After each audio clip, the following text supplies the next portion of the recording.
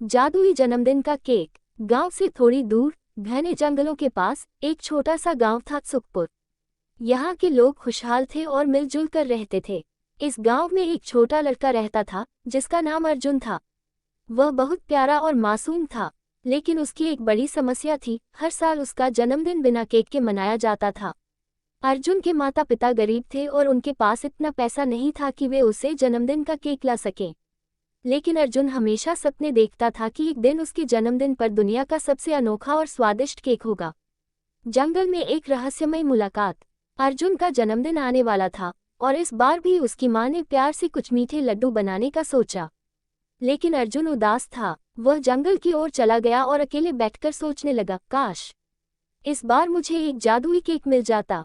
जैसे ही उसने ये कहा, अचानक उसके सामने एक बूढ़ी औरत प्रकट हुई। उसकी सफेद दाढ़ी और झुर्रियों भरा चेहरा था, लेकिन उसकी आंखों में चमक थी। बेटा, तुम उदास क्यों हो?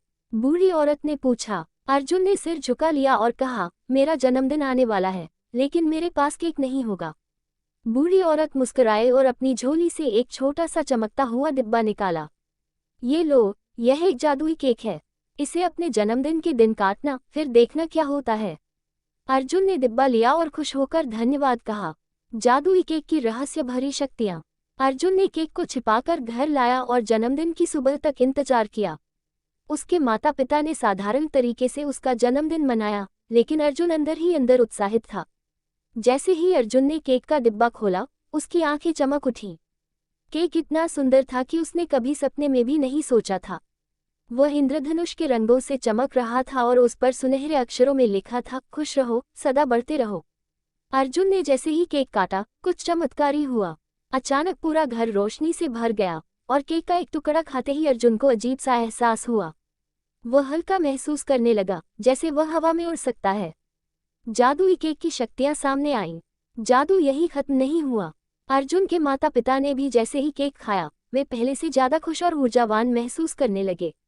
गांव के बाकी बच्चे जब अर्जुन के घर आए और उन्होंने भी केक खाया, तो उनकी सारी परेशानियां दूर हो गईं। धीरे धीरे पूरे गांव में ये खबर फैल गई कि अर्जुन के पास एक जादुई केक है, जो हर किसी की जिंदगी खुशियों से भर सकता है। गांव के बुजुर्गों ने कहा, यह कोई साधारण केक नहीं है, ये तो किसी दैवीय शक्ति का आशीर्वाद है। गांव की भलाई के लिए एक नया रास्ता। अर्जुन समझ गया कि यह केक केवल उसके जन्मदिन के लिए नहीं, बल्कि पूरे गांव के लिए था। उसने फैसला किया कि वह इस जादू का इस्तेमाल अच्छे कामों के लिए करेगा। अर्जुन ने केक के आखिरी टुकड़े को एक गरीब किसान के घर ले जाकर खिलाया, जिसकी फसलें सूख चुकी थीं। जैसे ही किसान ने केक खाया, अचानक आसमान में बादल छा गए और तेज बारिश होने लगी।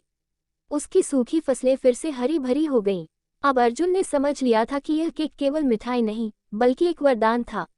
अर्जुन की बुद्धिमानी और गांव की समृद्धि। अर्जुन ने तय किया कि वह इस जादुई केक का आखिरी टुकड़ा सबसे जरूरतमंद व्यक्ति को देगा। उसने पूरे गांव में घूमकर देखा कि सबसे ज्यादा जरूरत किसे है। अंत में उसे एक बूढ़ा आदमी मिला, जो बहुत कमजोर था और जिसके पास खाने के लिए कुछ भी नहीं था।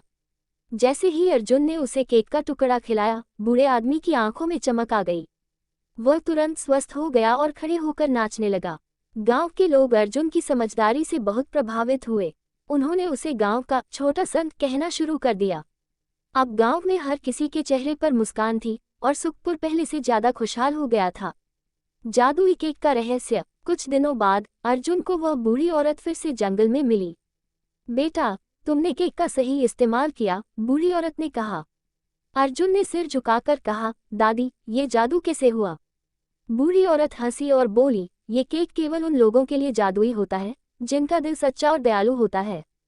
तुमने इसे सिर्फ अपने लिए नहीं, बल्कि पूरे गांव की भलाई के लिए इस्तेमाल किया, इसलिए इसने तुम्हें असली खुशी दी। इसके बाद बूढ़ी औरत गायब हो गई और अर्जुन ने कभी उसे फिर नहीं देखा। अर्जुन का नया सपना। अब अर्जुन का सपना बदल चुका था। वह केवल अपने जन्मदिन के केक के बारे में नहीं सोचता था, बल्कि यह सोचता था कि कैसे वह हर किसी के जीवन में मिठास भर सकता है। गांव में अर्जुन की कहानी एक प्रेरणा बन गई और हर कोई समझ गया कि असली खुशी बांटने में है, न कि सिर्फ पाने में। सीख।